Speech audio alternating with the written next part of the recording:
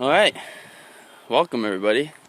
This is day 3, and boy did it rain a lot.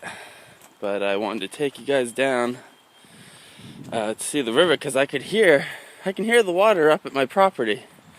Oh, I can see a bunch of my property is gone because of the water. This usually does not have water over here. It's a standing lake. I was wondering, when I came down here, I thought, the water's pretty low for this time of year. I was pretty sure my neighbor's property flooded every year, but it hadn't flooded yet. Well, last night's rains definitely flooded everything, because that's all land right there that you see. That water, that used to be land, and here's the river. Wow. The river is not a river anymore. So at least I know where the water line does come. I can't take this turn. This turn in the river is too much for it, so the river goes over it. It doesn't make the turn. Woo! Wow. Definitely more water than I've ever seen around here.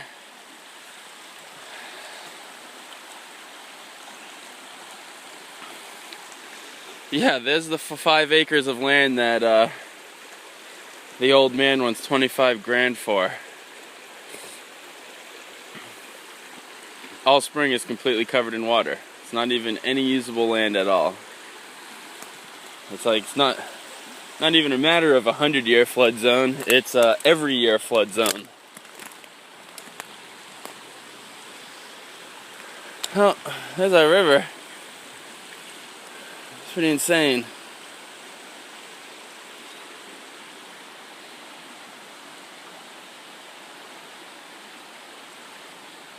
Yeah, I wish I brought you guys down here yesterday to look at it then. You would have seen how big of a difference. But you guys all remember what this river looks like from last year, season 3.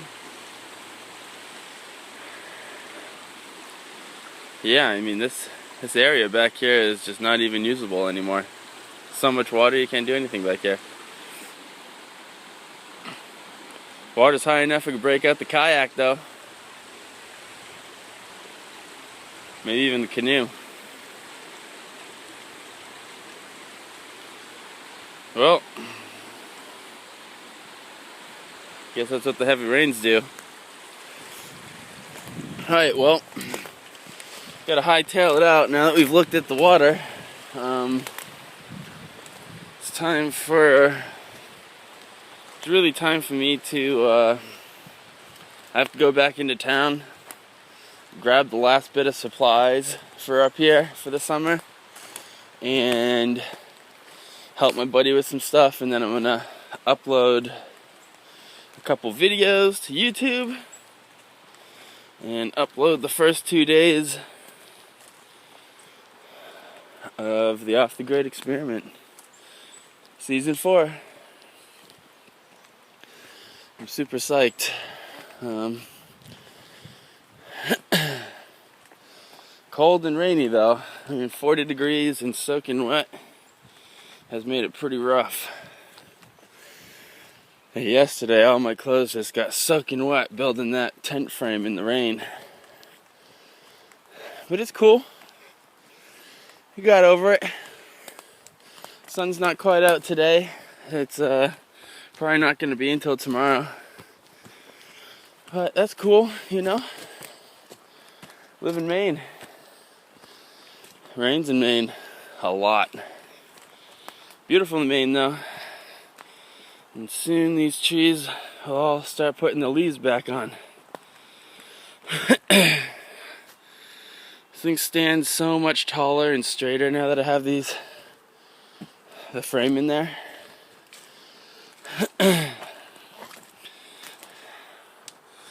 Bunch of trash I gotta pick up tonight.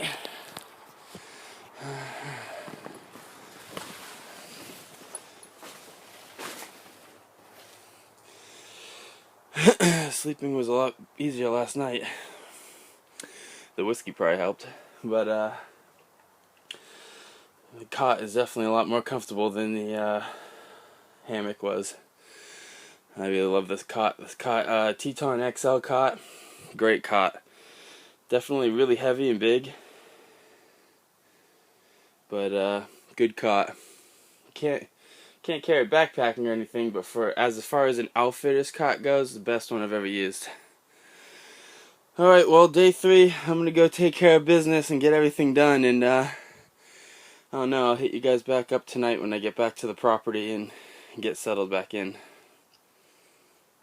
Alright, 7 p.m. on day 2, on the 20th, on the 21st.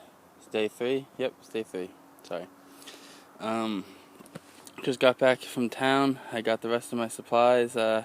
Picked up another bucket and grabbed my winter sled because I'll pretty much only be using it up here, and I want it up here for hunting season at the end of the summer. And it actually works pretty good on this sod. I can haul a lot more than I can carry that way. Back at the tent, I gotta spend a little time staking out the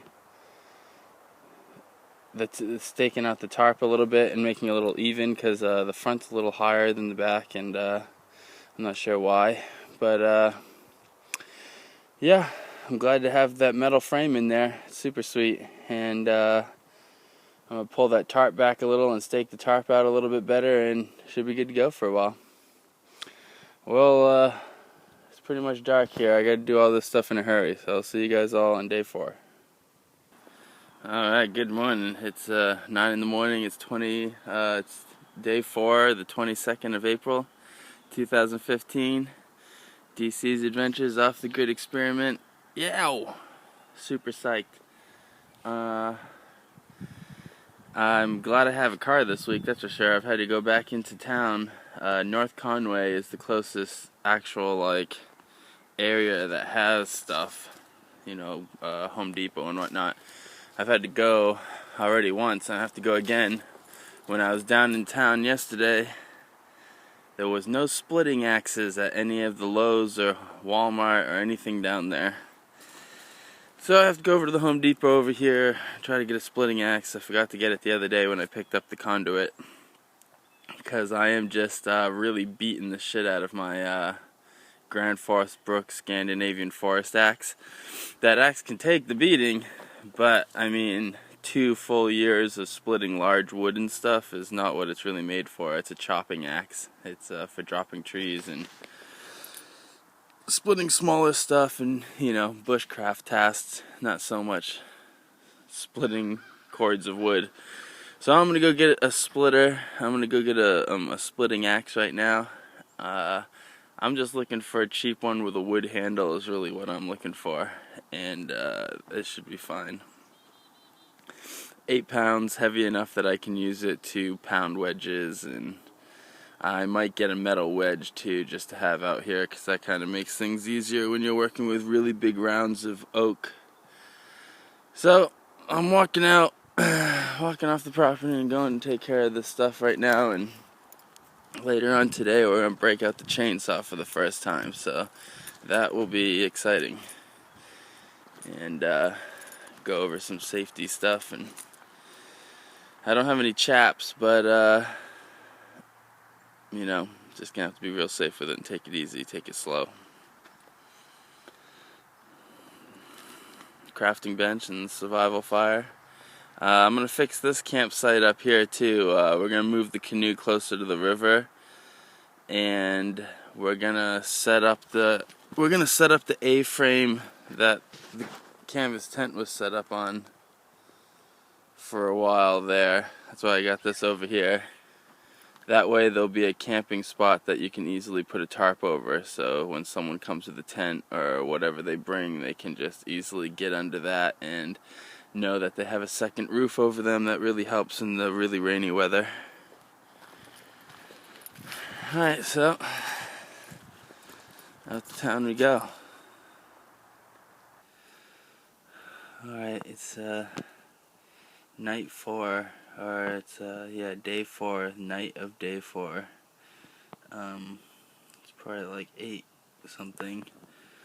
But I've just been working, went over to see the neighbors and talk to them, and talked to them about this land that's next door that I really want, the 2.5 acres, 2.6 acres, and yeah, got some wood lined up. I'm trying to figure out which.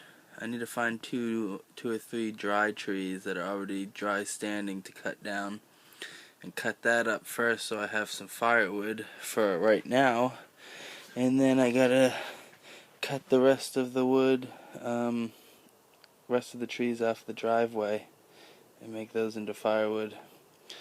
I started the saw today. It started right up. I'm looking forward to getting on that and using that over the next couple days. And then we'll go and evaluate this three-sided building that the neighbor has for me and see what kind of wood I can get there, because I think I can probably build a platform for this tent with the wood that's there. But tonight it's a box of macaroni and cheese cooked on the wood stove in the Morris pot. Just add water, no milk or butter. It should still be good. And had some Slim Jims, and yeah, just ready to call it a night pretty much. It's been a long day. So see you guys. Alright, morning of day 5. Good morning. Welcome. It's freezing cold. It's been raining on and off all night. It's freezing cold. It's like 40 degrees, and the wetness is just making that cold cut right through me. So I'm gonna get up. Oh, there's a John. I'm gonna get up and clean up because, jeez, drank whiskey the other night and ate everything I had in the tent and left trash all over the place. So I gotta clean up all my trash, but then I'm gonna break out that chainsaw and we're gonna go and find a dry standing tree to cut up into burnable sizes, because we did not have enough wood to get through the night last night. And we can't let that happen again, because it is still cold, still too cold. And I'm warm in the sleeping bag, but it sucks being stuck in the sleeping bag. I mean, when 7 o'clock comes in the morning, it's nice to be able to start a quick fire and get up and going and cooking breakfast and everything. If you don't have the wood to do that, you just want to stay in your sleeping bag until 11 o'clock when it finally warms up. Which we don't have time to do that. We have work to do, boys. So, yeah, day 5. Thanks for joining me, and I'll get back to you once I break the saw out. Well, it's not even a half an hour later on day 5, and it's pouring rain again. I can't get a break here in the weather. I need to cut down a dry standing tree so I don't freeze to death tonight, but I don't want to use my brand new saw in the rain, because you know, obviously it's not good for your saw to be used in wet conditions. So I'm sitting in the tent trying to figure out what I'm going to do. The lighting's not even good enough in the tent to shoot any reviews or any videos, really. So, I don't know. Sit here just thinking. Sit here just waiting out the weather. A lot of that in Maine. A lot of waiting out the weather. This is what I'm talking about. I don't know if you can see it in the fireplace, but the rain has just turned to hail. Little pings of ice bouncing off everything. But this camera sucks, so you probably can't see it anyways. But yeah, the weather is just, it's like from ice to rain. Just not liking me right now.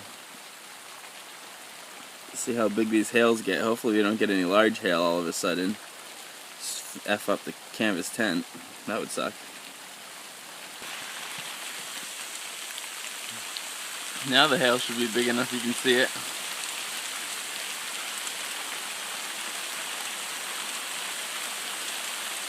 Coming down.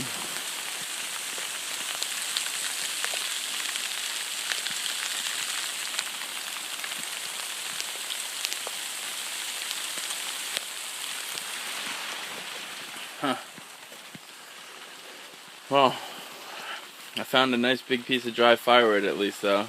I cut it down with the axe, and I got to go buck it up with the saw right now. So at least we got firewood. We can stay warm tonight. And about a half an hour later, and it's nice and sunny. And yeah, back to work. All the hail is melted, and yeah, I guess all the blue skies again. Sweet.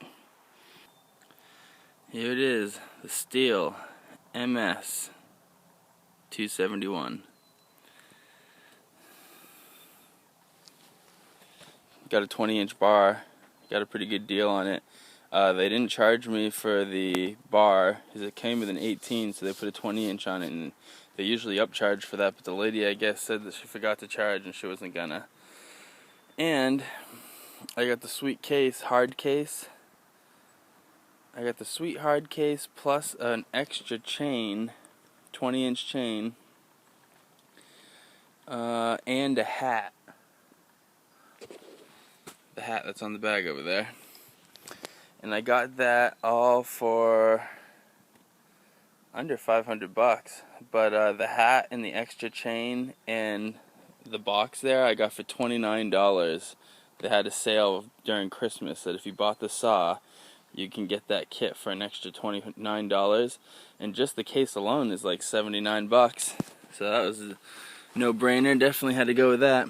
Now here it is, great saw. Let's take a quick look at what the book says for specs. Alright, here we are right here. For all those who are interested.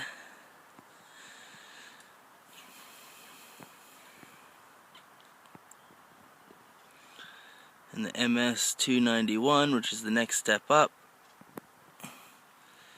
And there are the weights. 12.3 pounds. So pause your screen if you want to take a closer look at all that, but there are the specs. So at just about 50 cc's and 3.5 horsepower, this is a pretty good saw. It's definitely not a professional saw, but it's a good farm saw and a good homestead saw for beginners. I didn't want to get anything too powerful. One, I got a great deal on this one, and I got 2-year warranty on it for free with it, as well as the case and all the goodies that it came with, and the 2 free chains.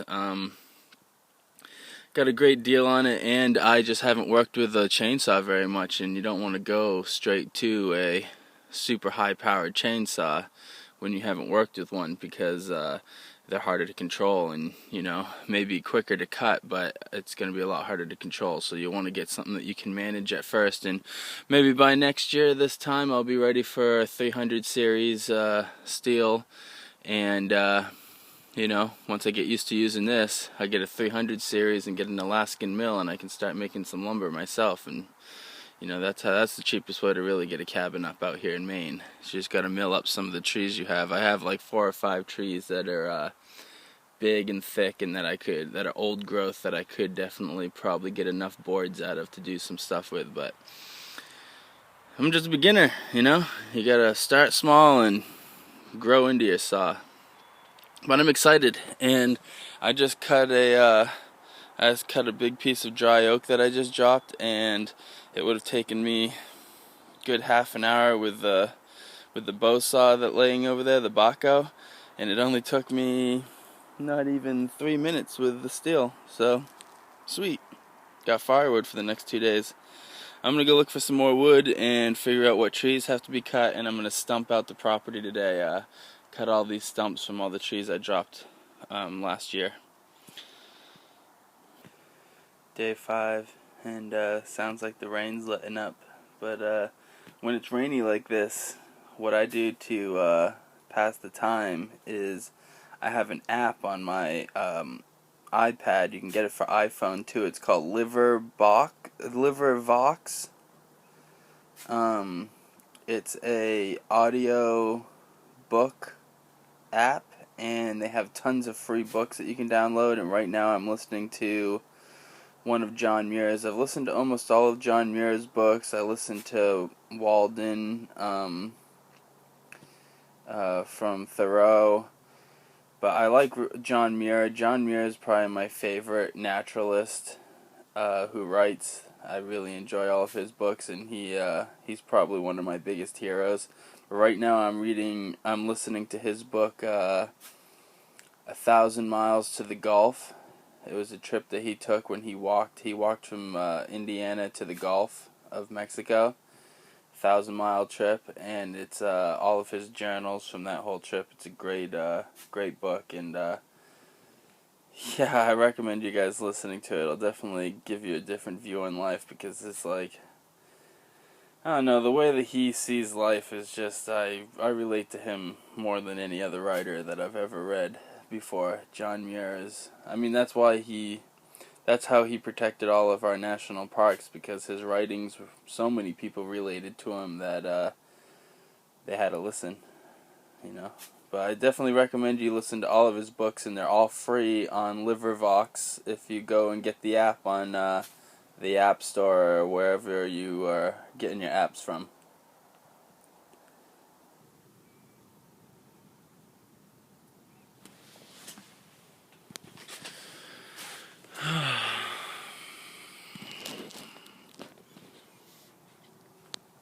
Well, 8 in the morning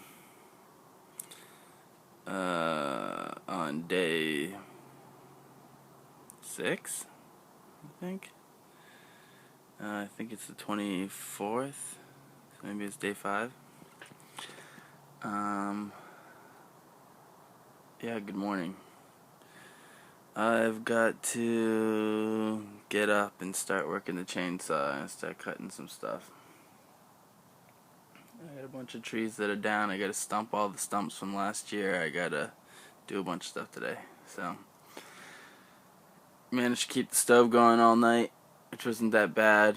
Once it starts burning down to getting pretty low, I just put a couple whole logs on there, and actually seemed to work out pretty good. I usually wake up every 3 or 4 hours anyways, go to the bathroom and stuff, and I don't know, I just wake up a lot in the night, and put a log in there, and it kept on going, kept the cold kind of out of the tent, you know. So it's been really windy and cold out there last night, but it does look like we have clear skies out there, so let's go see what's going on. Definitely day 6. Well, decided I should bust out some breakfast real quick before we get chainsaw out. Still kind of early anyways for the kind of neighbors I have around here. I'm sure it's a little early still to have the chainsaw going. We got the P51 can opener. I don't have any other can opener here right now, but this thing will work just fine.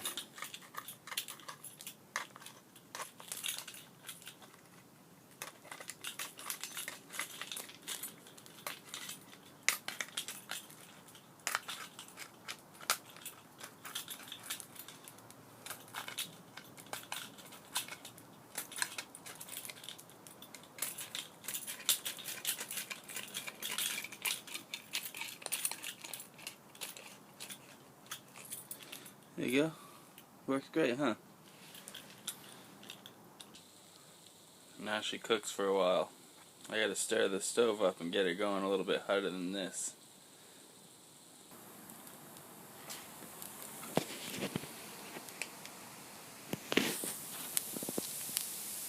Hear that sizzling? Time to eat. Then I gotta get to work. It's almost 10 o'clock now.